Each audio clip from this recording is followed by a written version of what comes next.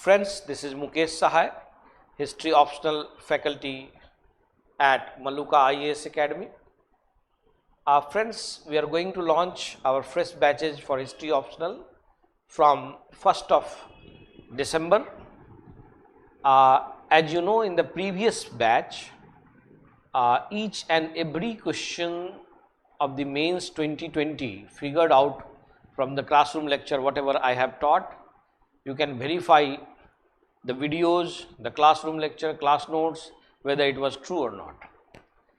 But this time we want only those people who are really passionate to qualify civil services with history optional. If history is your passion, MALUKA is the right choice. Thank you very much, my dear friend. If you join MALUKA IAS, it will be a pleasure to serve you. My dear friends, today I am going to discuss one important topic, role of numismatics in history. Numismatics in history. Dear friends, what is the role of numismatics? Many a times UPSC questions.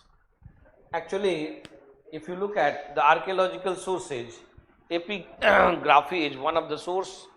You call it inscription, and secondly, numismatic is one of the vital source constituting the archaeological source in history. As we all know that in what way this will be important for all of you. Dear friends, why numismatic is so important in history? One thing we must know, that if you see the coin, then you will understand. There are so many things, then you will understand. There must be some weight of the coin.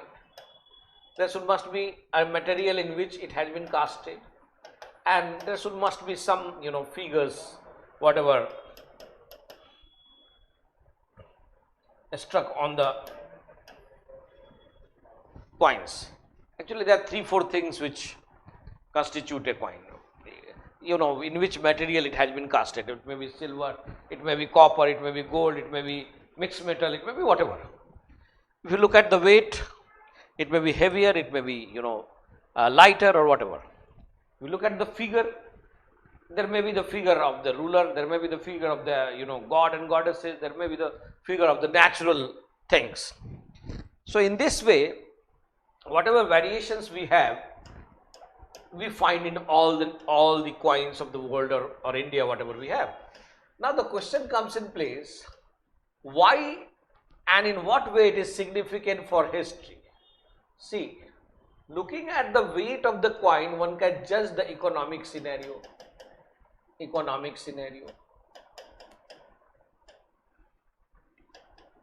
And if dates are there, like if figure and written content. So if material is there, whether the availability of the material is there or not of that bullion. Say for example, in Indian history, unless you capture the Saka region, you cannot get silver. That is why silver currencies we get after Chandragupta II in Gupta period, from Chandragupta II onwards. So availability of bullion is judged by in which material it has been casted and all. Then figure, it may be figure of the ruler, it may be so it shows your custom, your religion, your whether you are religiously tolerant or not, right? Your faith and whatever you are subscribed to, like that. And if it is written material, it is very clear that through which what is the exact chronology of the ruler. Right? And with faith he subscribes to, right? In this way, these coins constitute very important source of history. My dear friends, in ancient period, if you find the how these coins were issued, Earlier there were the punch mark coins. Here you won't find the name of the ruler. Also you won't find the year of inscribing these coins. But then what you find? You find, the pictures of natural scene, like, semi-crescent, crescent, like sometimes a full moon, sometimes you will find, peepal tree, sometimes you will find, Vedika stupa kind of picture, different pictures. So here you can only judge by guessing that who could have issued these coins. You are not clear about who exactly issued these coins, right? But then came Indo-Greeks. Indo-Greeks, the impact of Indo-Greeks was that they were the first who inscribed first regular coins. The regular coins means the coins bearing the name of the ruler, and which year they got coronation year or so. So here it was very clear, right? So in this way, we find that coins are regularly coming into place, and during postmodern period, Kusanas, they issued maximum number of coins.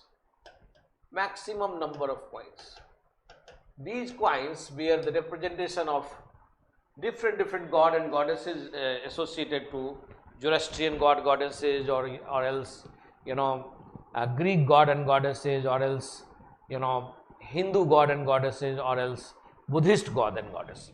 So that was the range of Kusanas. They issued maximum types of coins, around 70 types of coins in Indian subcontinent.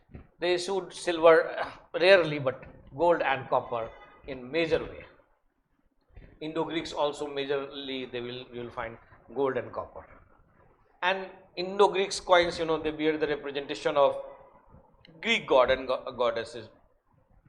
Now coming to the Guptas. Actually in Guptas, if you won't get the coins being inscribed in the name of the ruler, he cannot be recognized as an independent ruler. That is why Sri Gupta and Ghatotkacha are not considered as the real ruler. Here again in history, the role of numismatic is very important here. My dear friend, the first ruler who issued currency was Chandragupta I. He was the first who issued coins, and between Chandragupta and Chandragupta and Samudragupta comes. So Chandragupta coins, very important coins, you will find marriage type coins. First time in Indian history, marriage type coins were issued. Like all the customs through these coins, like putting vermilion on the head of the bride, or else putting ringer in the finger or something like that. These are all portrayed on the coins. Now Samudragupta, he also issued various types of coin, like Aswamedh type coin, Veena playing type coin, etc. Then we have Chandragupta II. But prior to that, there is a doubt, because in Devi Chandraguptam there was a story of Ram Gupta, how he surrendered in front of the Sakaj, right? Chandragupta. And then before Chandragupta II, there was one ruler clouded into mystery. Now the point is that through the literary sources, we knew the story of Ram Gupta, but there was nothing to attest that literary source. Suddenly, we get from Bayana and Besnagar, we get some evidences of Ram Gupta. Some coins bear the name of Ram Gupta. So here there was a huge gap between 5 years gap between Samudragupta and Chandragupta, that got filled with the help of these coins. So coins again playing very important role in settling the debates of history. Dear friends, again if you see, Chandragupta too, many coins, lion hunter kind of coins or somewhat like that, and Kumar Gupta elephant rider coin, somewhat like that. So different Samudra Gupta Lakshmi type, this Askand Gupta Lakshmi type coin issued Lakshmi type. Kumar Gupta issued elephant rider type. So in this way there are many coins, and if you look at these coins, like after Gupta, when the feudalism is on rise, feudalism, what we get is sudden cessation of, coins. So post Gupta period, rarely we are getting the coins. That shows that suddenly, because of the rise, stoppage of the international trade and all, and the growth of feudalism, was the reason behind the stoppage of these coins. So suddenly, from Gupta to post Gupta, there is a huge transition. We enter into the coinage to non-coinage age. Dear friends, because of the rise in feudalism, these coins, were the hallmark of the rulers who ruled in India, Indian subcontinent, and be it the historic point of view, be it the cultural point of view, be it, the expansion of the kingdom, be it their faith, be it whether they were religiously tolerant or not, to decide whether some rulers clouded into mystery, some rulers whether they conducted Ashwamedh sacrifice or whether they were important or not, what was their interest, what sort of interest they had, the personal interest, the social interest, right? So there are many aspects from these small coins we are getting. And when Fahian comes to India, he speaks about Kauri coin, which was prevailing in the lower caste people. These coins were prevailing in the villages. But as far as the gold coins were concerned, in this period, like entire historic period, you'll find the names like, Hiranya, like Suvarna Dhamma, like Asarfi, like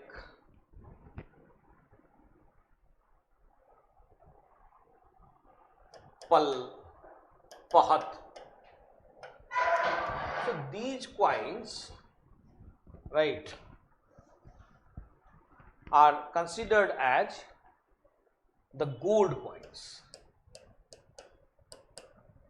Later on, the Phanam and Vijayanagar and all, and then one coin, issued by the Kadamba, known as Padmatanka. Gold coin issued by Kadamba dynasty, and that prevailed for next 600 years in entire South India. Like if you want to detect whether it was a silver coin, then Pan Kar Sarpan, mixture of silver and bronze, Rup Rupya, Rice. So these are the coins related to the silver age, or you can say silver casted in silver. And there are some coins in copper as well, known as Masak, Dharan and Kaki. These are the copper coins.